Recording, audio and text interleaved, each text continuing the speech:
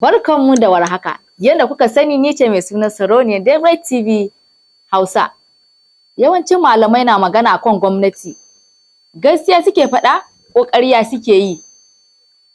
Ku dinga aiko da sakonninku a wannan tashar namu na Daybreak TV Hausa. Suna nan suna bi mutane gindi-gindi da zarar sun ci gwamnati talaka ba shine a gaban su ba sa kaunan talaka ba sa kaunan Najeriya kuma duk wani munafiki Allah ka san shi ko a gida ko a daji ko a gona ko a wata kasa Allah ka kawar mana da shi don ubansa ko waye ne shi wa ina maganar tuban ba magana ba suka cire mutane akan musulun ticket ina malaman da suka hawo minbari suka ce musulun ticket addini ne ina suke yanzu mu kam koma mene muna neman gafara wajen Allah subhanahu wataala inda kuskure ne da adam ajizi ne mu riga mun gane kure mu ni yanzu ma damuwa na ni Allah ba ko da mulki kasan nan ma kawai na rasul Allah ni kuma a mulke mu da bakin bindiga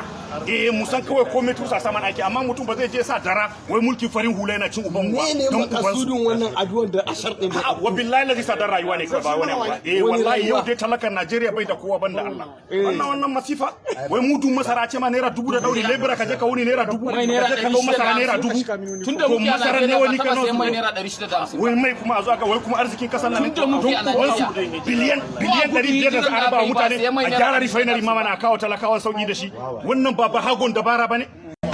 an gara kudin fetur an gara kudin fetur kike na ina aka kai bashi